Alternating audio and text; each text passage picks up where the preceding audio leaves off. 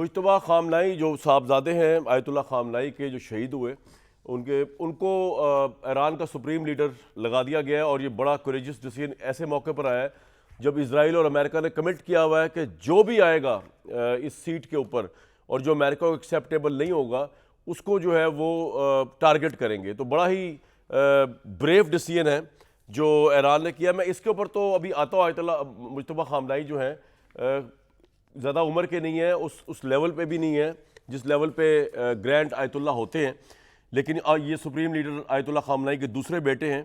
इनकी दो शोहरत जो है ना वो दो अहम खसूसियात की वजह से है। पहली खसूसियत तो ये है कि ये बहुत ज़्यादा अपने वालिद की वजह से ईरान के इंटरनल सिक्योरिटी मामलात में इन्वॉल्व रहे। ईरान के सिक्योरिटी इदारों ख़ासतौर पर पासदारान इंकलाब कोर और उसके सख्त गिर नेटवर्क के साथ इनका करीबी ताल्लुक़ है। ये मुज्तबा खामनाई जो है माजी में ईरान हुकूमत मुखालिफ मुजाहरों को बड़ी सख्ती से दबाने के भी इनका क्रेडिट या इल्ज़ाम इन पर लगते रहे कि जब भी गवर्नमेंट के ख़िलाफ़ कोई बहुत या इंकलाब के ख़िलाफ़ कोई बड़ा मुजाहरा हुआ सख्त, तो इन्होंने बड़ी सख्ती से उसको कुचला है। हार्ड लाइनर है बेसिकली। और ख़ास तौर पर 2009 की ग्रीन मूवमेंट के दौरान जब मुतनाज़ा सदारती इंतखाबात के बाद मुल्क भर में एहतजाज हुआ तो इन्होंने उसको बड़ी सख्ती से कुचला। 17 साल की उम्र में इन्होंने मुख्तसर अरसे के लिए ईरान इराक जंग में अपनी खिदमत अंजाम दी, जो 8-9 साल की जंग चली थी सद्दाम और मिस्टर खुमैनी की ईरान के दरमियान। इन्होंने कभी किसी अवामी इंतखाब में हिस्सा नहीं लिया। आम तौर पर अवामी तकरीरों या सियासी बयानात से भी ये गुरेज ही करते हैं और इनकी आवाज़ आज तक किसी ने नहीं सुनी। ईरानियों ने इनकी आवाज़ नहीं सुनी क्योंकि इन्होंने कभी पब्लिक मीटिंग्स पब्लिक होल्डिंग उस पर नहीं गए हुए। ज़्यादातर कैरियर इन्होंने अपना अवामी ओहदों से अलग लेकिन इक़्तिदार के करीब अपने वालिद सुप्रीम लीडर जो है उनके दफ्तर में गुजारा। इन्होंने कुम जो बहुत बड़ा दीनी मदरसा, या विजुअल्स देख रहे हैं, अगर हम वीडियो अगर मुझे मिले तो मैं वो भी आपको सुनवा सकता अगर मेरे पास काश होती, कि लोगों ने जिस तरह ग्रीट किया है आयतुल्लाह मुज्तबा खामनाई को, उनके इंतखाब को बाहर निकल के लाखों की तादाद में, तो ये अमेरिका और इसराइल के लिए बहुत ही बड़ा थप्पड़ है क्योंकि वो ये चाह रहे थे कि आयतुल्लाह खामनाई को शहीद किया जाए और आयतुल्लाह खामनाई के ख़िलाफ़ मुजाहरे हों, लेकिन ऐसा नहीं हुआ। बल्कि उल्टा जब उनके जानशीन आए, उनके साहबजादे आए, तो आप ये देख सकते हैं स्क्रीन के ऊपर बमों की परवाह किए बगैर, न्यूक्लियर बम की परवाह किए बगैर भी, क्योंकि इस वक्त ट्रंप के जो बयानात हैं उनसे लग ये रहा है कि खुदा न खास्ता ईरान के 2 शहरों में नागासाकी हिरोशिमा की तरह न्यूक्लियर बॉम्ब ना बरसा दे अपनी फतह डिक्लेयर करने के लिए। उस न्यूक्लियर बॉम्ब की ऑप्शन को भी जेहन में रखकर ईरान के लोग वालिहाना बाहर निकले। बहुत ही दिलेर कौम है। इससे पहले ये आयतुल्लाह खामनाई के जब तदफीन होनी थी उस मौके पर निकले थे, अब उनके साहबजादे और नए आयतुल्लाह के मुंतखब होने के ऊपर निकले हैं और बहुत बड़ा डिसीजन है। मैं सबसे पहले चाहूँगा कि इस पर हम बात कर लें कि मुज्तबा खामनाई जो है इनका आना जो है वो कितना इस जंग के पॉइंट ऑफ व्यू में जंग को बढ़ावा देगा या जंग को ख़त्म करेगा। लेकिन उससे भी पहले मैं आपको एक और बात बता दूं कि ये फैसले तो हो रहे हैं। कुछ फैसले अमेरिका कर रहा है इसराइल के साथ मिलकर, कुछ फैसले ईरान कर रहा है। जैसे ईरान ने अब कहा है कि वो इसराइल की गेम नहीं खेलेगा, वो रीजनल पीस बरकरार रखेगा और गल्फ़ रियासतों के ऊपर अटैक नहीं करेगा। और ये भी पता चल रहा है कि टर्की, अज़रबैजान और सऊदी अरब के ऊपर जो अटैक किए गए वो ईरान ने नहीं किए, उसमें इसराइल का हाथ नज़र आ रहा है, ताकि इसराइल की जो ख्वाहिश है कि अरब ममालिक को आपस में लड़ा दे वो नज़र आ रहा है। लेकिन जिस तरह ईरान के लीडर ने कहा, प्रेसिडेंट ने कहा कि जनाब, उन्होंने माजरत भी की गल्फ़ स्टेट्स के साथ, उन्होंने कहा कि हमारे भाई हैं और हम इनके खिलाफ कुछ करना नहीं चाहते। अगरचे राइट ऑफ डिफेंस तो है ईरान के पास क्योंकि अमेरिका की एयर डिफेंसेस, अमेरिका के अड्डे वहाँ मौजूद है, बड़ी अड्डे मौजूद है वहाँ पर। एक फैसले तो ये वहाँ पर हो रहे हैं ईरान, अमेरिका, मिडल ईस्ट के अंदर। एक फैसला पाकिस्तान की गवर्नमेंट ने किया जिसका डायरेक्ट ताल्लुक ईरान की जंग के साथ है, और वो है हुकूमत का, इन्होंने 2 दिन पहले पेट्रोलियम की कीमतों में फ़ी लीटर 55 रुपये का इजाफा, 55.55 रुपये का इजाफा कर दिया। अब पाकिस्तान की गवर्नमेंट के पास अभी भी 3 हफ्ते के स्टॉक मौजूद हैं ऑयल रिजर्व के। अभी ये बेसिकली हराम का पैसा है जो बनाएंगे पेट्रोल पंप्स वाले, क्योंकि इन्होंने जिस रेट पे ये पेट्रोल ख़रीदा था जिसमें हुकूमत का PSO भी शामिल है, वो ये रेट नहीं जिस पर अब ये बेच रहे हैं। मतलब ये रमज़ान के अंदर इतनी बड़ी बेईमानी, इतना बड़ी ईमान फरोशी गवर्नमेंट ने भी की है और उनको भी करवा रहे हैं पेट्रोल पंप्स के जो मालिक हैं वो ऐसे, क्योंकि ऑब्वियसली ये जो स्टॉक 3 हफ्ते का भी रह गया हुकूमत के बकौल, ये तो इन्होंने 55.55 लीटर पे नहीं खरीदा हुआ, ये तो अभी मेगा स्टॉक खरीदा ही नहीं इन्होंने। लेकिन ये अवाम को रमज़ान के अंदर इस्लाम के तमाम असूलों को बाला तक रखे। इस्लाम में तो ये तजारत का असूल कि अगर आपके जो आप चीज़ बेच रहे हैं, कपड़े का थान बेच रहे हैं, दुकानदार का ये फ़र्ज़ है कि अगर गाहक को नहीं पता चल रहा या गाहक को नहीं पता, आपने अपने थान की खामी उसको बतानी है। यह है इस्लाम। और रमज़ान के महीने में ये हुकूमत, इनकी आप बदमाशी देखें कि इन्होंने वो स्टॉक जो कि लिया हुआ है, दो बदमाशी है इनकी, अपने पेट्रोल पंप्स वालों को भी फ़ायदा कराया, खुद को ही फ़ायदा कराया कि अवाम को पीस दिया इन्होंने। क्योंकि पेट्रोल 55 रुपये भरने का मकसद सिर्फ ये नहीं है कि पेट्रोल बढ़ा है, पूरी ज़िंदगी आपकी बढ़ गई है। यानी कि आपकी ट्रैवलिंग से लेके आपके खाने पीने की चीज़ों से लेके आ गई, ये कौम मरी हुई है गुर्बत के ऊपर, महंगाई के ऊपर, ये और मर रही है। ब्लेम किया जा रहा है ईरान की वॉर को, वो तो है रीज़न। 120 बैरल पे भी जा रहा है इस वक्त, 112 पे भी जा रहा है डॉलर पे ऑयल जो है। लेकिन हुकूमत ने जो चलाकी चली इसके अंदर, और ये क्या कि चलें भाई, अगर बहुत प्रेशर आ गया था, पहली बात तो 3 हफ्ते के बाद बढ़ाते, जिस वक्त के आपका स्टॉक, नया स्टॉक आप उस प्राइस पे लेते जिस प्राइस पे अब बेच रहे हैं।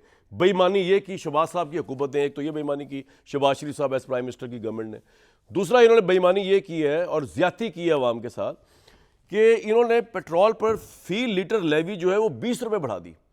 मतलब एक तो आप पहले ही लेवीज इतनी बढ़ा रहे हैं, उसके बाद आपने जब इतना बड़ा फैसला किया कि आपने पिछले पुराने स्टॉक के ऊपर 55 रुपये बढ़ा रहे हैं, तो आपने 20 रुपये लेवी, मतलब शर्म की बात है। यानी कि आप सोचें इस वक्त टोटल जो टैक्स पे कर रहे हैं हम 321.17 पर लीटर जो पेट्रोल है, इसमें एक्स रिफाइनरी पेट्रोल बेच तो 190 रुपये, 107 रुपये का सिर्फ अवाम टैक्स दे रही है, बल्कि 107.87, 108 रुपये का टैक्स। और रिसेंट पेट्रोलियम लेवी जो उन्होंने लगाई है वो है 20 रुपये। कोई शर्म नहीं है, कोई पूछने वाला नहीं है इनको।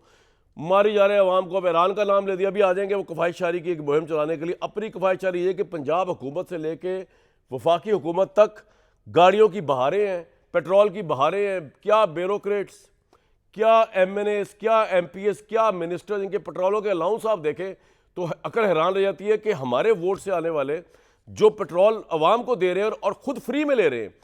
यानी कि अलमान हफीज़ में दावत दूंगा पहले तो पेट्रोल पे बात करने के, उसके बाद ईरान पे बात करेंगे। शायद भट्टी साहब बहुत वार्म वेलकम। मियाँ जावेद लतीफ़ साहब, जिनकी हुकूमत है, जालिम हुकूमत है बेसिकली, रमज़ान में भी बिलकते हुए बच्चों की आह इनको सुनाई नहीं देती, गरीब लोगों का दर्द सुनाई नहीं देता, और इस गवर्नमेंट को रिप्रेजेंट कर रहे हैं। एक तरफ इसराइल की गवर्नमेंट को रिप्रेजेंट करते हैं इसराइल के मिनिस्टर्स, एक तरफ मियाँ जावेद लतीफ़ साहब जालिम गवर्नमेंट को रिप्रेजेंट करेंगे, और अहमद अवैस साहब जो है वो भी मौजूद हैं। मियाँ जावेद लतीफ़ साहब, कोई जवाब है आपके पास कि ईरान की जंग की आड़ में आपकी हुकूमत ने जो कारनामा दिखाया है? देखें कामरान शाहिद साहब, पहली बात तो ये है कि आपने दुरुस्त कहा कि जो पहला स्टॉक था उसको तो नए रेट पे या कीमत उसकी तो नहीं बढ़ानी चाहिए थी। मैं बिल्कुल इस पे इत्फाक करता हूँ। नए रेट्स जो दुनिया में बने हैं, या महंगाई आई है, या पेट्रोल की कीमतें बढ़ी हैं, तो भाई आप अगर नया पेट्रोल ख़रीदते हैं, जिस रेट पे ख़रीदते हैं यकीनन उसी रेट पे आपको देना भी पड़ेगा। अब आ जाएं कि जो स्टॉक मौजूद था उसकी कोई जस्टिफिकेशन नहीं है। और तीसरा मैं ये ज़रूर कहूँगा कि ये भी कोई जस्टिफिकेशन नहीं है कि हमारे तल्लुकात जो हैं सुपर पावर से बहुत अच्छे हो गए, हमारी वो तारीफ़ें कर रहे हैं, हम उनकी तारीफ़ें कर रहे हैं, और इंडिया जो है उसको जो ये रायत हासिल है कि वो रूस से तेल ख़रीद सकता है, तो हमारे जो बल्ले बल्ले है हम रूस से तेल अभी भी नहीं ख़रीद सकते। तो ये चीज़ों पे नज़रसानी करना भी चाहिए। और जो आप बात करते हैं, जो मैं आपकी स्क्रीन पे देख भी रहा हूँ कि काबीना ने अपनी 2 माह की तनख्वाहें ना लेने का कर दिया। भाई आप इतनी बड़ी महंगाई के बाद 2 माह की छोड़ के 4 माह की तनख्वाहें भी काबीना ना ले, तो वो जो महंगाई है जो बढ़ेगी 55 रुपये पर लीटर बढ़ाने से, उसका कोई फ़ायदा नहीं पहुंचेगा आम आदमी को। मगर फिर भी मैं ये कहूँगा बात कि बदनसीबी है हमारी कि जो भी पिछला होता है उसको हम कोसते हैं और आने वाले से उम्मीदें वो बस्ता कर लेते हैं। लेकिन कोई भी हुकूमत वक्त अकेले फ़ैसला मेरा नहीं ख्याल कि वो कर सकती हो जब तक तमाम स्टेक होल्डर जो हैं। मैं तो मियां जावेद लतीफ़ साहब अल्लाह ताला से के लिए न तुले हों। रोज रात को सोते हुए जब कलमा पढ़ता हूँ, दुआ मांगता हूँ, काश ये अवाम जो है ना कभी तो अपने राइट्स के लिए, ये महंगाई भी तो राइट्स है ना, कि यहाँ पे पॉलिटिशियंस जो है वो एलीट है,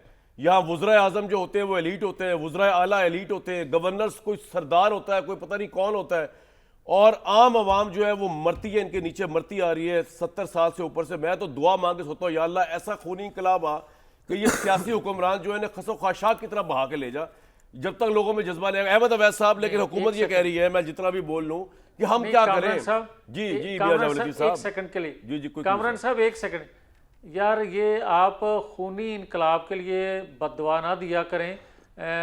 ठीक है आपके जज्बात हैं, मगर बदकिस्मती आप ज़रूर कहें कि हमारे पॉलिसी साज या हमारे अंदर जितनी कैपेसिटी है भी उसका हम इस्तेमाल नहीं करते रियासत या कौम के लिए। यार ये लेकिन मुल्क जो है ना, खूनी इनकलाब की बददुआ ना दिया करें इस नहीं कौम को। है, इन सियासतदानों से ले लिया जाए ये मुल्क, यकीन करें तो ये मुल्क कुछ सीधी स्थिति पे आ सकता है। और भी कोई सहल नहीं आज है। मौजू नहीं है। अगर अगर अगर अगर सियासतदान है सहल नहीं है तो और भी कोई सहल नहीं है, ये भी जरूर ज़हन में नहीं, रखा मुशर्रफ साहब की टेक्नोक्रेसी गवर्नमेंट ने बड़े कारनामे दिखाए थे। अयूब खान के दौर में सबसे बड़ी इंडस्ट्रियल प्रोडक्ट हमारी बड़ी, अस्तगफुरुल्लाह। ज़ियाउल हक की वजह से आपको एटॉमिक बॉम्ब मिला अमेरिकन प्रेशर के अस्तगफुरुल्लाह। बावजूद। उन्होंने आज हम ईरान अगर नहीं है, ईरान की तरह में अस्तगफुरुल्लाह फैटी ना नहीं करें पड़ यार रही। कामरान, अगर अगर जी अगर आप ये बात करेंगे ना, तो आज अगर अल्लाह की रहमत के बाद पाकिस्तान महफूज है ना, तो वो एक सिविलियन जुल्फकार भुट्टो ने बुनियाद रखी। ओ भाई, अगर जनरल ज़ियाउल हक ना होते आपका एटॉमिक बॉम्ब बन ही नहीं सकता था। इतना प्रेशर था अमेरिका का। चले मैं आता हूँ इसके ऊपर, मैं आता हूँ इसके ऊपर आता हूँ। मौजू से नहीं हट रहा, सिविलियन थे भाई, मौजू से नहीं हट रहा, और भी बड़े सिविलियन थे। एक सर मैं आता हूँ, सिविलियंस को देख लिया, कोई कातिल सिविलियन था, कोई मक्कार सिविलियन था, कोई ऑटोक्रेट सिविलियन था, कोई फाशिस्ट सिविलियन था। हमें तो लीडर भी 2 नंबर मिले हैं इस मुल्क में। कोई गद्दार था। नहीं, मैं ये लफ्ज तो बोल ही नहीं रहा। कोई एडमिनिस्ट्रेटर भी 2 नंबर नहीं हुआ। मैंने वो लफ्ज नहीं बोला जो आजकल आप इमरान खान के लिए बोल रहे हैं। मैंने वो लफ्ज नहीं बोला जो आजकल आप इमरान खान के लिए बोल रहे हैं, जो कल आपके लिए बोला जाता था और आपने उससे सबक हासिल नहीं किया। मैंने वो लफ्ज गद्दार यूज नहीं किया किसी के लिए। मैं रहमत अवैस साहब समझ जाऊंगा। नहीं, आप ये ज्यादती, एक सेकंड यार, ज्यादती तो आप कर रहे हैं आवाम के साथ भाई। जब आप सिविलियन का जिक्र करते हैं, आप एडमिनिस्ट्रेटर का क्यों नहीं जिक्र करते? आप मार्शल लॉ लगाने वालों का जिक्र क्यों नहीं करते?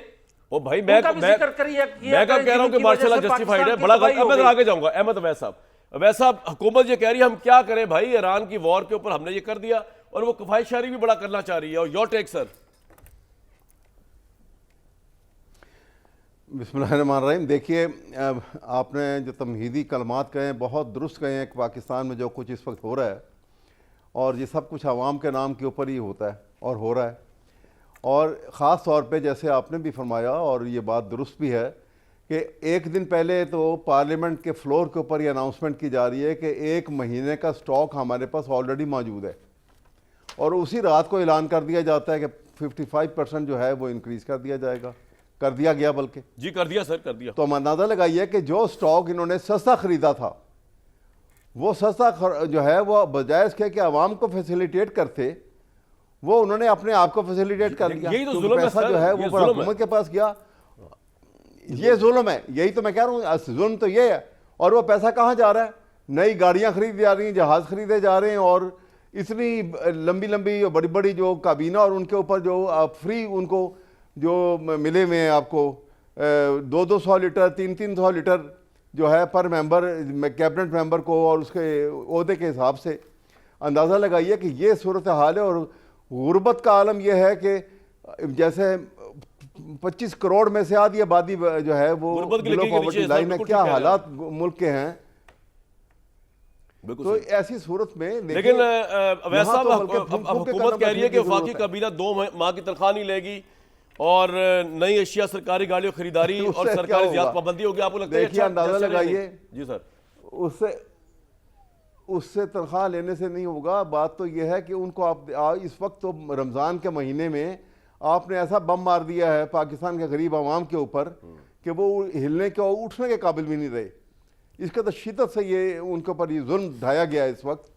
बात यह है कि ये आपका भी देखें कि ये जो इन्होंने एकदम से बढ़ाई है, प्राइसेस जो बढ़ाई हैं, इंटरनेशनल मार्केट को सामने रखें। और इसके अंदर 20 रुपए तो लेवी बढ़ाई है इन्होंने, हालांकि इसकी कोई जरूरत नहीं थी इस वक्त। 20 रुपए लेवी लेवी बढ़ा दी। मैं ये कहता हूं कि पाकिस्तान में अगर हम थोड़ी देर को ये मान लें कि ये इलेक्टेड हुकूमत है, इवन देन हम कहेंगे कि ये नुमाइंदा हुकूमत नहीं है जो अवाम की एस्पिरेशन को नहीं समझ सकती और रिप्रेजेंट नहीं करती, उसको आप नुमाइंदा हुकूमत तो नहीं कह सकते किसी भी एतबार से। ठीक है सर, बड़ा जुल्म है अभी पाकिस्तान मैं के ईरान अवाम पे के आपसे साथ जो गुफ्तगू हो रहा करूंगा है। दोनों साहिबान से, लेकिन पहले जरा पेट्रोल वाला मामला खत्म किया जाए। भट्टी साहब, प्राइम मिनिस्टर साहब अभी खिताब करेंगे थोड़ी देर में, तो वो ये कहेंगे कि वफाकी काबीना का 2 माह की तनख्वाह ना लेने का फैसला किया जा रहा है। पंजाब में सरकारी अफसरानी गाड़ियों के लिए पेट्रोल डीजल अलाउंस में 50% कमी की जा रही है।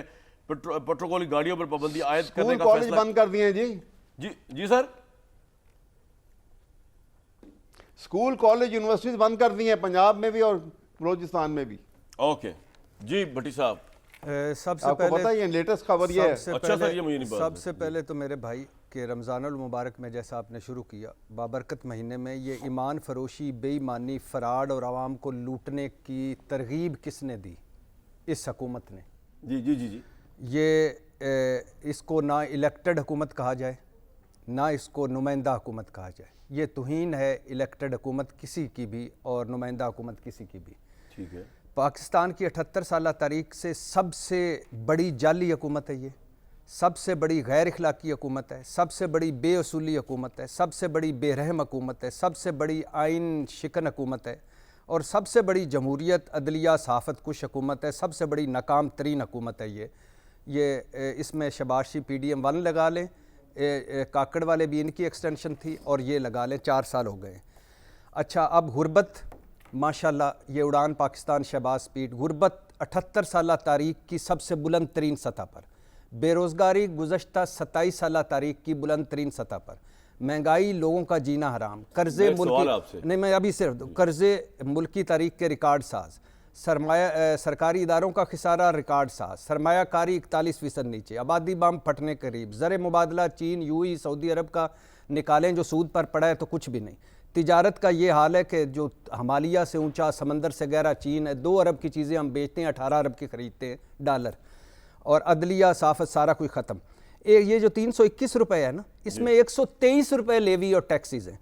अच्छा, अब 123 आपके पास? हाँ 123। अच्छा 107 भी कर लें लेकिन 123। हाँ 122 रुपए अदर चार्जेस हैं और दूसरा जो है पेट्रोलियम लेवी वगैरह जो है वो ठीक कह रहे हैं। कार्बन लेवी जो है 2.50, पेट्रोलियम लेवी 105 और अदर चार्जेस में 22.36 पर लीटर है, जिसमें transportation expenditures 585 OMC oil mark. ठीक है, आप ठीक कह रहे हैं जी। अच्छा, अब इन हालात में जो मैंने बताया, ऐवान सदर का बजट बढ़ा, वज़ीर आज़म हाउस का बजट बढ़ा, पार्लियामेंटेरियन वज़ीरों की तनख्वाहें बढ़ी, जजों की सहूलतें और मरात बढ़ी, शहबाज शरीफ के 55-60 वज़ीर, मशीर, कोऑर्डिनेटर, और इस मरतबा शहबाज शरीफ उतनी मरतबा कौमी असम्बली नहीं आए जितनी मरतबा बाहर गए मुल्क से बाहर। $17.25 अरब UNDP कह रहा है ये मगरमच्छों को, तबका अशराफिया को दे रहे हैं सहूलतें। ये पंजाब हुकूमत, ये मरीम नवाज शरीफ साहब की वलीयद, मुस्लिम लीग की वलीयद और अगली वजारत उज़्मा की उम्मीदवार, अरबों की ज़ाती तशीर, चार्टर्ड जहाज़ों पर दौरे ब्राज़ील, दुबई, थाईलैंड, जापान के, 10-11 अरब का 19 सीटों वाला जहाज़ जिसका सालाना खर्चा 86.5 करोड़। अब इसके जो 2 गैर मुल्की पायलट हैं, तनख्वाह डॉलरों में, एक की तनख्वाह $32,000, दूसरे की तनख्वाह $38,000, $1.25 अरब की गाड़ियाँ दे चुकी हैं ब्यूरोक्रेसी को, $1.25 अरब का पेट्रोल दे चुकी हैं।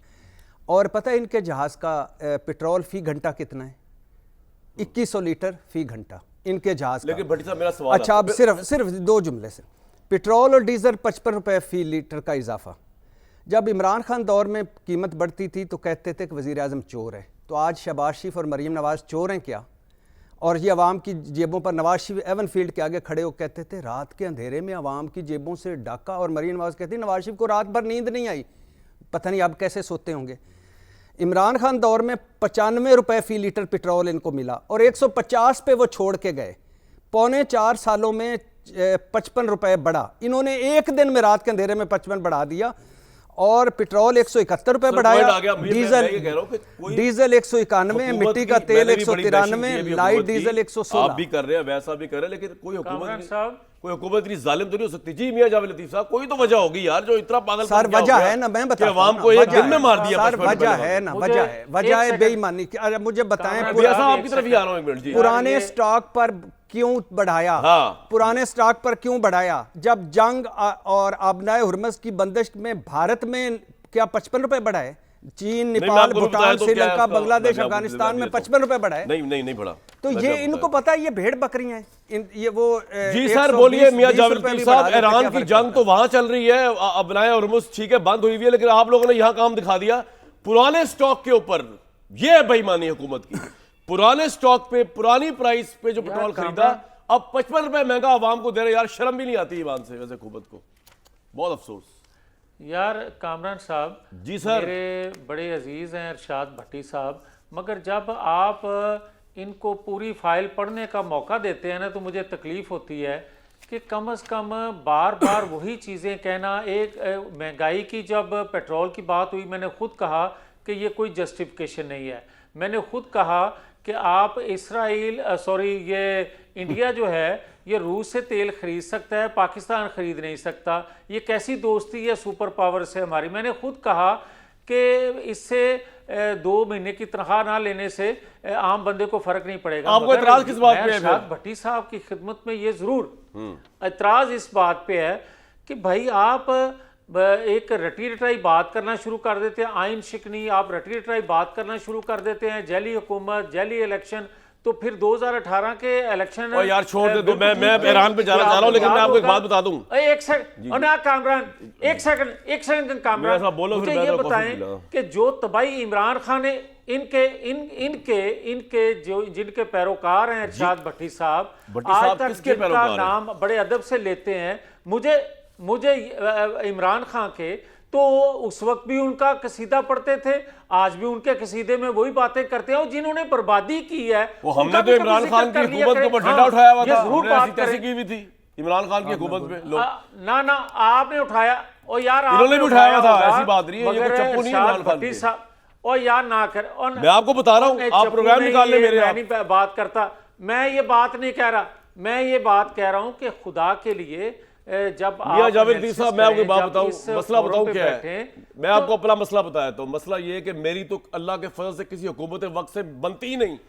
वो इमरान खान की खुशकिस्मती या बदकिस्मती थी कि मैं जब जर्नलिस्ट हूं तो वो बन गया प्राइम मिनिस्टर, तो बननी ही नहीं थी। फिर अल्लाह ने मौका दिया, बुजदार आ गया।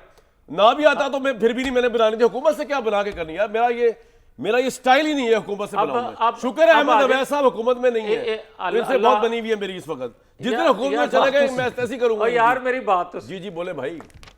और भाई मेरी बात तो सुन लें कामरान, ये अच्छी बात है, अल्लाह आपको इसका अजर दे कि आपकी किसी हुकूमत से नहीं बनती। ये बात अच्छी है कि हुकूमत वक्त से नहीं बननी चाहिए, किसी असूल से, किसी नजरिए से, किसी सोच से, किसी प्रोग्रेस पे किसी के साथ पाकिस्तान की बेटरमेंट के लिए अगर मुझे सारे पॉलिटिशियंस को आप चाहे हुर्बस में बहाना भी पड़े तो मैं उसके लिए तैयार हूं। ये नजरिया है मेरा। अच्छा अब मैं जरा वैसा आपके पास। अच्छा ये मेरी बात सुनो यार, वो भी जो बात आप पाकिस्तान की कर रहे हैं ना, जो एक सेकंड अरशाद भट्टी साहब अगर इजाजत दे तो मैं ये बात आपके जज्बात की कदर करता हूँ, भट्टी साहब की भी कदर करता हूँ, लेकिन यार ये ना करें कि जो बर्बाद करे पाकिस्तान को उसको वो स्क्रीन से अगर हट गया तो उसको पंजी खून माफ ने, मगर जो बंदा स्क्रीन पे बैठा है अवैस आप बता पाएंगे। अवैस साहब मुझे एक बात बताइए सर, अब सारी बातें छोड़े, ये तो इन्होंने जो करना वो कर लिया, इनको बहाने चाहिए अवाम से पैसा नहीं छोड़ने के और अपने उस पर ना आए। मुझे बताइए कि जो मुश्तबा खाबनाई साहब आए हैं और जिस तरह जंग आपको किस तरह देख रही जंग, अब इनके आने से ये हार्ड लाइनर बढ़ेगी, जिनके बाप को शहीद कर दिया, जिनके खानदान को शहीद कर दिया, ये तो और रिएक्शन में होंगे। तो मुश्तबा खामनाई का आना तो क्या ईरान के लिए अच्छा है या एक बुरी खबर है? इस पर भी सर जरा बात कर लेते हैं। मेरे ख्याल में इंतहाई अच्छी खबर है ईरान के लिए, और ईरानी कौम ने तो टाइम एंड अगेन साबित कर दिया है कि वो एक कौम है, ठीक है, नेशनलिस्ट है और असूलों पे खड़े होने वाली कौम है, और ज़िंदगी और मौत को बिल्कुल समझते हैं कि अल्लाह के इख्तियार में है, कोई खौफ नहीं है उनके अंदर। ये मेरे ख्याल में वो जैसे हज़रत इमाम हुसैन के और करबला के वाक़े से जितने वो मुतारिफ़ हैं और जितने वो उन्होंने हर जगह पे ये साबित किया है कि वो हुसैनियत के कायल हैं और उसको फॉलो करते हैं, और यही ट्रू इस्लाम है। ये कमाल कर दिया उन्होंने। और यहाँ पे भी देखिए कि इस शिद्दत का बम्बार्टमेंट हो रही है, और वहाँ पे इतना बड़ा, इतना कसीर तादाद का मजमा, इतनी बड़ी तादाद का मजमा इकट्ठा हो जाना, बेखौफ होके वो लोग आए कि कोई दुनिया की ताकत जो है वो उनका खौफ नहीं है कि कोई बम पड़ जाएगा, या जैसे आपने कहा कि एटम बम मार देंगे या और बम्बार्टमेंट कर देंगे, बेखौफ हो। और कंसेंसस के साथ देखिए, ये भी नहीं है कि डंडे की जोर के ऊपर या ताकत की जोर के ऊपर वो अपने आप को मनवा रहे हैं। कंसेंसस लेके अवाम की ताकत के साथ आए हैं, और वो ताकत इंशाअल्लाह ताला अल्लाह ताला भी उसमें बरकत डालेंगे और वो कामयाब होंगे, क्योंकि ये मिसकैलकुलेशन के ऊपर बुनियाद है इस जंग की। ऐसे लगता है मुझे तो कि इजराइल के प्राइम मिनिस्टर ने ट्रंप को ट्रिक किया है उसने, और ब्लैकमेल कर रहा है उसको, और इसके पीछे को बहुत सारे वाकयात हो सकते हैं जो मैं यहाँ बताना नहीं चाहता आपको, ठीक है। लेकिन ये इसका तो वैसा आपको लगता है कि मुस्तफा खामनाई नेक्स्ट टारगेट होंगे अब इजराइल का और उसका अमेरिका के? हाँ जी, नेक्स्ट टारगेट मुस्तफा खामनाई होंगे? यकीनन वो तो होंगे, लेकिन उनका असल में उस पूरे रीजन के ऊपर देखिए, ईरान ने बिल्कुल ठीक किया कि जहां जहां से उनके वो अपने एयर बेस को इस्तेमाल कर रहे हैं, वो वहां पे बम्बार्टमेंट किए उन्होंने, उनको डिस्ट्रॉय करने के लिए भी, और उनको अटैक किया उन्होंने। और ये प्रेशर जो है, एडिशनल प्रेशर जो है भाई, वो अमेरिका पे पड़ रहा है। सर आपका पॉइंट आ गया, ये बात इसी पे लेके जाऊंगा ब्रेक के बाद। प्रॉब्लम बताऊं कि ये तो हम रो रहे हैं बैठ के शहबाज शरीफ साहब की हुकूमत को ये पेट्रोल बढ़ा दिया। मेरे सामने जो इस वक्त सिचुएशन है और जो रिपोर्ट्स पड़ी हुई है अपना हुर्मुज़ की, अगर ये जंग प्रोलॉन्ग होती है, अगर ये रास्ता रुकता है, तो मेरे प्यारे व्यूअर्स, मैं आपको ब्रेक के आने के बाद आपको कोई अच्छी खबर नहीं सुना रहा हूँ, मैं आपको मजीद बता रहा हूँ कि यहाँ पे गैस, यहाँ पे पेट्रोल, ये दुनिया इकॉनमी के हिसाब से पाकिस्तान कितना बदल जाएगा, और उसमें ना इस हुकूमत का कोई रोल होगा, ना इस हुकूमत के कंट्रोल में कुछ होगा, ना मेरे कंट्रोल में, ना किसी और के। ये ईरान अमेरिका इजराइल जंग, वो मैं आपको आगे शेयर करूंगा। ये तमाम चीज़ें बड़ी ख़तरनाक हद तक आगे बढ़ती जा रही हैं। एक ब्रेक लेते हैं, और एक चीज़ और जो कि पाकिस्तान के मुतालिक बात आई कि पाकिस्तान क्या रोल प्ले करेगा डिफेंस पैक्ट जो उसने किया सऊदी अरब के साथ, उसमें आपको मैं बड़ी इंटरेस्टिंग बात बताऊंगा कि पाकिस्तान करेगा क्या अगर सऊदी अरब को के डिफेंस और दिफा पर बात आ गई, तो पाकिस्तान क्या करेगा एग्जैक्टली। एक ब्रेक के बाद भाई, ये जो आपदाए हरमुज़ बंद हुई है ना, उसका तो आप देखें, मैं आप डिटेल से आपको थोड़ी देर में बताता हूँ, बहुत डिटेल मेरे पास मौजूद है, खाद से लेकर फर्टिलाइज़रों से लेकर क्या ऑयल, इतना बड़ा ये पैसेज है जिससे अगर ये मज़ीद बंद रहा तो खाम तेल की फ़ी बैरल कीमत तो $100 से बढ़ गई है, बल्कि $150 तक फ़ी बैरल पहुँच सकती है, $150 फ़ी बैरल तक ये पहुँच सकती है। और हमारे सामने जो चीज़ें मौजूद है, कतर और यूएई की गैस की सप्लाई रुकने से ताइवान जैसे मुल्क के पास सिर्फ 10 दिन का ज़ख़ीरा रह गया। यूरोप अपनी ज़रूरियात का 30% जेट फ्यूल इस खित्ते से मंगवाता है, और आपने हरमुज़ की बंदिश की वजह से एक हफ्ते में जहाज़ों की ईंधन की कीमत में 150% इजाफा हो चुका है।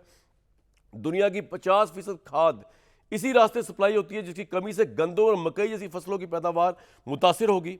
खलीजी ममालिक अपनी ज़रूरियात का 3 करोड़ टन अनाज समुद्र के जरिए दरामद करते हैं। यहीं से ताज़ा फल, सब्जियां, अनाज की सप्लाई रुकने से खित्ते में खुराक की शदीद किल्लत, भूख का खतरा पैदा हो सकता है। दुनिया रोज़ाना 50 लाख बैरल ज़्यादा तेल सप्लाई कर सकती है, जो यहाँ से जो बहरान में कीमतें कंट्रोल कर सकता है, लेकिन इसका 90% हिस्सा सऊदी अरब, यूएई, कुवैत के पास है, जो इस आबनाए हरमुज़ के बंद होने से बड़ी बुरी तरह असर कर रहा है। अभी मेरे सामने वज़ीर आज़म शहबाज शरीफ ने जंगी सूरत हाल के बायस कफ़ायत शारी के इजाफी इक़दामात की मंजूरी दे दी है, जिनमें वफाकी और सूबाई काबीना के तमाम वज़रा और मशीर मावनीन रज़ाकाराना तौर पर 2 माह की तनख्वाह अलाउंसेस छोड़ेंगे। जून 2026 तक तमाम किस्म की नई गाड़ियों खरीदारी पाबंदी हो गई। ब्यूरोक्रेट्स 20 और ऊपर के 3 लाख रुपए ज़ायद तनख्वाह वाले सरकारी अफसरान की 2 दिन की तनख्वाह। भाई इसका हम पागल हैं, इसका हमें क्या फ़ायदा है? या तो आप ये कहें कि हम ये कटौती कर रहे हैं अपने ख़जाने में, अपनी मरात में से, और ये इतनी बड़ी कटौती है कि इसके बाद हम 55 रुपये फ़ी लीटर पुराने स्टॉक पे नहीं बढ़ाएंगे, हम आपको रिलीफ देंगे, हम पेट्रोल कम कर रहे हैं क्योंकि हम यहाँ से पैसे दे रहे हैं। ये तो आप यार नुमाइश चुरंगी में खड़ा कर दिया कौम को लाके। भट्टी साहब ये बताएं ज़रा मुझे आप, और मुस्तफा खामनाई का भी बताएं, वो आपके ख्याल में ये वॉर कहाँ जाती नजर आ रही है अब मुस्तफा खामनाई के अंडर, और ये भी बताएं जो बेवकूफ़ बना रही कौम। शहबाज शरीफ साहब तो उनकी तो खैर क्या कहने, उनका क्या मैं आप बताऊं, और अपने नानके पिंड वालों को क्या बताऊं, जवेद लतीफ़ साहब को, कि रटी रटाई बातें। और पहली बात तो यह है कि लानत उन पे भेजनी चाहिए जो कसीदा गोई करते हैं किसी भी हुकूमत की। मुझे तो ये है ही नफरत इससे। I agree with you. हाँ, नफरत है। और खास तौर पे जो सहाफी करते हैं। नहीं, हाँ, और वो इमरान बड़ा खान हो, नहीं क्योंकि करते हैं ना इसलिए तो इमरान खान हो, नवाज शरीफ साहब हों, शहबाज शरीफ साहब हों, कोई भी तो हमारे लिए तो, और जिस दिन मैं इनकी तारीफ़ें करने लग गया वो आखिरी दिन होगा, पहली बात। दूसरी बात यह है कि इतने झूठे, इतने मुनाफिक, इतने 2 नंबर ये लोग जो हम पर मुसल्लत कर दिए गए हैं कि इनकी कोई, अब मुझे बताएं, साढ़े कपड़े उतर गए ने, तुसी कहंदे 2 महीने की तनख्वाह, वो भी 2 महीने अपनी सिर्फ टाई उतार रही है। हाँ, टाई भी 2 महीने वास्ते, फिर असी पा लवांगे, और जून तो बाद गड्डियां लवांगे। जून तो पहले जून के बाद लेंगे जरूर। जहाज असां ले लिया है, ब्यूरोक्रेसी ਨੂੰ ਇੱਥੇ ਗੱਡੀਆਂ ਦੇ ਦਿੱਤੀਆਂ ਨੇ, ਪੈਟਰੋਲ ਦੇ ਦਿੱਤਾ ਹੈ, ਅਸੀਂ ਚਾਰਟਰ ਜਹਾਜ਼ਾਂ ਸਫ਼ਰ ਕਰ ਚੁੱਕੇ ਹਾਂ, ਔਰ ਨਵਾਜ਼ ਸ਼ਰੀਫ ਸਾਹਿਬ ਨੂੰ 28 ਗੱਡੀਆਂ ਦਾ ਪ੍ਰੋਟੋਕੋਲ 20 ਗੱਡੀਆਂ ਦਾ ਅਸਾਂ ਦਿੱਤਾ ਹੈ, ਰਾਸ਼ਨ ਬੈਗ ਤੇ ਉਹਨਾਂ ਦੀਆਂ ਅਸੀਂ ਤਸਵੀਰਾਂ ਲਾ ਰਹੇ ਹਾਂ, ਔਰ ਅਰਬਾਂ ਦੀ ਅਸੀਂ ਖੁਦ ਤਸ਼ਹੀਰ ਕਰ ਰਹੇ ਹਾਂ। ਮੀਆਂ ਜਾਵੇਦ ਅਤੀਦੀ ਉਹ ਤਾਂ ਪੰਜਾਬੀ ਗੱਲ ਕਰ ਰਹੇ ਹੋ। ਹਾਂ, ਦੁਬਾਰਾ ਮੈਂ ਸੁਣਾਇਆ ਕਿ ਨਵਾਜ਼ ਸ਼ਰੀਫ ਸਾਹਿਬ ਦਾ ਪ੍ਰੋਟੋਕੋਲ ਮੇਰੇ ਪੈਸਿਆਂ ਨਾਲ, ਉਹ ਭਾਈ ਤੈਨੂੰ ਅੱਲਾ ਨੇ ਇਤਨਾ ਕੋਈ ਦਿੱਤਾ ਹੈ, ਆਪਣੇ ਪੈਸਿਆਂ ਨਾਲ 4 ਗੱਡੀਆਂ ਅੱਗੇ ਪਿੱਛੇ ਲਾ ਲੈ, ਅੱਲਾ ਤੈਨੂੰ लंबी जिंदगी देवे। नवाज शरीफ साहब बाहर साल निकलते नहीं वैसे, मरी तो जाते हैं ना, हर चौथे दिन मरी जाते हैं, पर लेकिन पूछना है, आपके तो ताल्लुकात हैं जवेद भाई के भी हैं, पूछना है कि अब रात को नींद आती है 55 रुपए फी लीटर, और क्यों खरीदा जहाज, और क्यों 55 रुपए फी लीटर बढ़ाया? अब रात को नींद आती है मियां मोहम्मद नवाज शरीफ साहब? अगर नहीं आती, अगर इमरान खान के दौरे 2 रुपए पेट्रोल वधा सी तो कहते सन डाकू वजीर आजम है, हुण ये डाकू वजीर आजम नहीं, ये चोर वजीर आजम नहीं, रात ਨੂੰ ਜਿਹੜੇ ਕੀਮਤਾਂ बढ़ाने चोर और डाकू नहीं। तौबा और फिर कहते हैं कह ही नहीं सकता। और भाई मुल्क इन 2 पार्टियों ने तबाह किया है, और जब तक ये 2 पार्टियां, हमारे मुल्क का कोई पुरसाने हाल नहीं, और जब तक इन 2 पार्टियों के कसीदा गो हैं तब तक। भट्टी साहब, मैं आपको कमाल बताऊं क्या है, और आप एक तीर से 2 शिकार खेल रहे हैं। एक तो आपने कसीदा गोई की बात कर दी, उसमें मियां जावेद लतीफ साहब बड़े हंसे, अभी जवाब देंगे।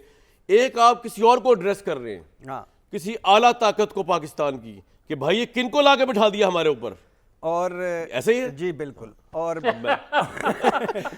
ऐस गल तो जड़ा है ना, ऐस गल तो इन्हां दी हटदी है, नहीं हटदी भी है, शिकस्त भी होती है। नहीं, आगे मैं लफ्ज बोलना नहीं चाह रहा। देखे ना, जाती तौर पे जवेद लतीफ साहब हरदी भी है, मासूम आदमी है, वजारत मिली बेमहकमा। सर ये मासूम नहीं है इस वक्त, ये शहबाज साहब की गवर्नमेंट को प्रेजेंट करके शहबाज शरीफ साहब ने तो इन्हां नूं महकमा भी नहीं दिता यार, नहीं दिता, उन्हां दे आपसी मामला एक ही ने सारे। इन्हां नूं तो मैं सुनांदा भी नहीं, क्योंकि ये तो मेरे ਤੁਸੀਂ ਐ ਨਾ ਕਰੋ ਯਾਰ, ਮੇਰਾ ਪ੍ਰੋਗਰਾਮ ਖਰਾਬ ਕਰ ਰਹੇ ਹੋ। ਉਹ ਤਰਜਮਾਨੀ ਕਰਨ ਆਏ ਨੇ ਗਵਰਨਮੈਂਟ ਆਫ ਦਾ ਡੇ ਦੀ। ओ यार वो नहीं तर्जमान। मियां साहब सीधा गोई करना छोड़ दो। अच्छा, एक सेकंड कामरान साहब, जी आओ आओ आओ। मैं सब की तर्जमानी करना चाहता हूं, अगर इजाजत दें तो। मैं भट्टी साहब की इजाजत नाल जी जी सिर्फ करो 2 मिनट ले करो करो करो। मैं- अफसोस के अलावा मैं एक कामरान, एक सेकंड जी जी सर, कामरान, एक सेकंड।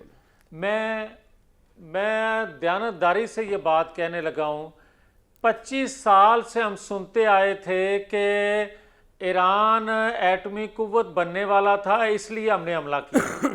उस दौरान अमेरिका के जितने मुख्तलिफ सदूर आते रहे, वो भी तहजीबों की लड़ाई का तड़का अपनी ज़रूरत के तहत लगाते रहे। मगर यार मुझे ये बताएं कि जिस कौम के बारे में आप कह रहे हैं कि मुज्तबा खामनाई कैसे होंगे, भाई इनकी जगह किसी और को भी ले आते। तो ऐसी कौम, जिस कौम की 180 बच्चियां, स्कूल की मासूम बच्चियां शहीद कर दी जाएं, जिसके अस्पताल जो हैं वो तबाह कर दिए जाएं, जिसके तेल के ज़खायर तबाह नहीं, सिर्फ उसका साफ पीने का पानी भी जो है वो कुएं बर्बाद कर दिए जाएं, उस कौम से आप सरेंडर की तवक्को ना रखें। वो कौम जो है वो बदला लेगी। और मैं आज ये बात कहने लगा, तो बदला लेना है आपकी जालिमाना हुकूमत से, इस कौम ने भी तो बदला लेना है, उसकी बात हो रही है इस वक्त। कामरान कामरान मेरे भाई, एक सेकंड जी मेरे भाई बताइए। थोड़ा सा हौसला कर लें, मैं हौसले से आपको सुनता हूं। मैं आपको ये अर्ज करना चाहता हूं कि बदकिस्मती है इस खित्ते में उन तमाम अरब ममालिक खास तौर पे कि बदकिस्मती से कोई अपना इक़्तिदार बचाना चाहता है, कोई अपना माल बचाना चाहता है, और जो सुपर पावर है उसके आगे सरेंडर कर देते हैं, और फिर वो सुपर पावर जो है वो भत्ता लेने के लिए यहाँ आती है, भत्ता लेते हैं इनसे, और ये जब वो आते हैं तो ये भत्ता देते हैं। मगर मैं आज ये बात कामरान कह रहा हूं कि ये ढाल जो है, ईरान ढाल है इस खित्ते में आज बनी हुई। अगर ये कौम जो आज एक कौम बन के सामने आई है, कभी इनको तहजीबों की लड़ाई में धकेलते हैं और कभी कहते हैं कि जनाब ये खतरा थे इसराइल के लिए, ये ट्रंप को मारने की मनसूबाबंदी कर रहे थे, और कभी कुछ कह देते हैं, मगर हकीकत ये है कि इनके वसाइल पे वो कब्जा करना चाहते हैं। हकीकत ये है कि इनको तहफ़्फ़ुज़ इक़्तिदार के लिए इनको देना चाहते हैं। मगर थोड़ा सा सब्र से 1 मिनट और लूंगा। मैं ये कहना चाहता हूं इसका हल, मैं बड़ी तकलीफ से और बातें कह सकता था, मगर आपसे टाइम लेते हुए 1 मिनट ये कहना चाहता हूं, ये OIC, ये भाई अगर हम, क्योंकि भट्टी साहब का इस पे इत्फाक नहीं है, इनको कुछ और लकब देते हैं, ये मैं ये कहता हूं कि खुदा के लिए सर पॉइंट आ गया आपका, इजलास बुलाएं और ये दफा करें जी OIC के इजलास को। OIC ने क्या कर लेना है, छोड़ दे इसको सर। OIC को छोड़े, मुस्तफा खामनई पे आपने कुछ की बात करी, फिर वैसा को जा रहा है सर, छोड़े OIC को जी। मैं वही अर्ज करने लगा जी भट्टी साहब कुछ नहीं बोले यार, मुस्तफा खामनई पे तो बात करिए। ये तो मुझे लग रहा है जंग और बढ़ेगी और ईरान के किरदार पे जो शिकायत हैं उस पे भी नजर, हमारा किरदार क्या है, ईरान ने तो किरदार दिखा दिया मेरे भाई, हमारा किरदार क्या है, हम तो जफियां डाल रहे हैं इंपीरियलिस्ट पावर्स को। अच्छा, हमारा किरदार एक है, हमारा 1 मिनट कामरान, हमारा 4 ममालिक, पाकिस्तान नहीं, पाकिस्तान के इर्द गिर्द मुसलमान ममालिक के लिए एक बेहतरीन किरदार अदा कर सकते हैं। वो तुर्की है, वो सऊदी अरब है, सर वो आपका पॉइंट आ गया, और 3 शख्सियत अभी तो इन सबको हमारी जरूरत है, इन सारे मुल्कों के नाम लिया आपने। प्रेसिडेंट, वो हमारा आर्मी चीफ, एक सेकंड, वो हमारा आर्मी चीफ, मेरी बात सुन लें भाई 1 सेकंड के लिए, खत्म कर रहा हूं। मेरे मुल्क का आर्मी चीफ, खत्म ही नहीं होना तुर्की का प्रेसिडेंट, और मेरा नवाज शरीफ जो है, ये 3 शख्सियात किरदार अदा करें तो पाकिस्तान नहीं, इस खित्ते के हालात आर्मी चीफ और नवाज शरीफ साहब, तीसरे कौन? तुर्की का प्रेसिडेंट, तुर्की का और सऊदी अरब, सऊदी अरब के तौर पे नहीं। जल्दी बोले भट्टी साहब, बोल भी पड़े यार, आप तो इतना ही बहुत रिगार्ड कर रहे हैं, आप बोले। पहली बात तो ये है कि तुर्की के सदर साहब वो हैं जी, खैर से अल्हम्दुलिल्लाह, जिन्होंने ट्रंप साहब के साथ भी दोस्ती रखी और ईरान के साथ भी, इसराइल के साथ भी कारोबार भी कर रहे हैं और इसराइल की मुज़ामतें भी कर रहे हैं। तुर्की के सदर ये ठीक है। नवाज शरीफ साहब तो पहली फुर्सत में ये करें कि वो हमारी गाड़ियाँ वापस कर दें और अपनी ज़ाती गाड़ियाँ लेके प्रोटोकॉल करें। नवाज शरीफ साहब इस मुल्क में के अंदर जो सियासी अदम इस्तेकाम इस्तेकाम जो है, वो अगर कोई वो 19-20 कर सकते हैं, लेकिन वो तो इंतकाम के भरे हुए हैं। लगता है कि उन्होंने तो कोई, वो तो छुट्टी ले लेते हैं जब हम पे टैक्स नाफज होता है। अब बात यह है कि एक तरफ हमारे भारत है, एक तरफ अफगानिस्तान और एक तरफ ईरान। हम कब तक न्यूट्रल रहेंगे, कब तक सालिस रहेंगे, और अगर बाबा जी ट्रंप ने हमें कोई ड्यूटी लगा दी तो हम क्या करेंगे? बड़ा मुश्किल वक्त है इस वक्त। क्या लगा सकता है ड्यूटी वो? भैया वो कुछ भी, उनसे कुछ भी तवक्को है कि आप भी हमारे साथ हों ईरान के खिलाफ, और अगर ईरान और सऊदी अरब का होता है तो फिर। तीसरा है जो मुश्तबा खामनाई साहब, पहले तो ईरानी कौम को सलाम, क्या मज़ाहमत की है, क्या तारीख रकम की है, खुदा की कसम, ये हैं जिंदा कौम में, ये हमें भी सीखने की जरूरत है। हाँ, और एक हमारा मीनारे पाकिस्तान पे जलसा हुआ था सरकारी, और उस पे लोग देखें, और एक कल वो बम्बों के नीचे जलसा, ये लीडरों से प्यार होता है। और ऑन द फ्रंट लीड किया खामनाई साहब ने, कोई जाती घर नहीं, कोई एवन फील्ड नहीं, कोई जदादे नहीं, कोई पोशाकें नहीं, कोई तोशा खाना नहीं, कोई कुछ नहीं, और ऑन द फ्रंट लीड किया। इस वजह से नहीं कि अब मैं फैमिली समेत जद्दा चला जाऊं, अब मैं फैमिली समेत लंदन चला जाऊं, नहीं। सबसे पहले कहा कि मेरी कौम अगर खतरे में है तो मैं बंकर में क्यों जाऊं, और शहादत पेश की। ये है खामनाई साहब, इसलिए उनके वो बम्बों के नीचे खड़े थे। तो पहली बात ये है कि कमाल मज़ाहमत, और ट्रंप साहब की क्या था कि खामनाई साहब को शहीद करेंगे, चंद लीडर्स को उनको मारेंगे, और करोड़ों लोग सड़कों पे आएंगे, रिजीम चेंज हो जाएगा, मैं मिड टर्म इलेक्शन इस वजह से जीतूंगा, और नेतन्याहू पे जो करप्शन और तोहफों के इल्ज़ामात हैं वो इस वजह से ख़त्म हो जाएंगे, और हम फिर आगे राज करेंगे। नाकाम। दूसरा, जंग के दौरान उन्होंने अपना सुप्रीम लीडर चुना, और खामनाई साहब की शादी भी कदामत पसंद गुलाम अली आदाद, मुश्तबा खामनाई की बात कर रहे हैं। हाँ, मुश्तबा नाम लेना। हाँ, मुश्तबा खामनाई साहब की बेटी से हुई, कुम के पड़े हुए, मशहद में पैदा हुए, और वालिद साहब से ज़्यादा आगे हार्ड लाइनर। क्यों? क्योंकि वालिद, वालदा, एहलिया और बहन इस हमले में शहीद हुई। ये होते हैं लीडर, पहले फैमिली, पहले खुद, फिर कौम, ये नहीं कि मैं अब इधर से इधर उड़ा जा रहा हूं और इधर से इधर उड़ा जा रहा हूं। तो पॉइंट आ गया ईरान सर। को सलाम, उनकी क़यादत को सलाम। और इस वक्त जो आपने सारा कुछ बताया, ये इलाकाई जंग बन गई है, ये खित्ते की जंग बन गई है और मुआशी तौर पर इसमें पूरी बड़ी साहब दुनिया बड़ी तबाह खतरनाक बर्बाद चीजें हो वैसा गई है। ये आ गई है कि पता ही चल रहा है कि ईरान को रशिया और चाइना की इंटेलिजेंस मिल रही है, और अब वो जो छोटे मिसाइल थे लो टेक वाले, पहले तो उन्होंने वो इस्तेमाल किए, अब वो क्रूज मिसाइल की तरफ जाएंगे। और अगर इस तरह जाएंगे, और दूसरी तरफ ये बात भी चल रही है कि अमेरिका न्यूक्लियर ऑप्शन खुदा न खास्ता इस्तेमाल कर सकता है।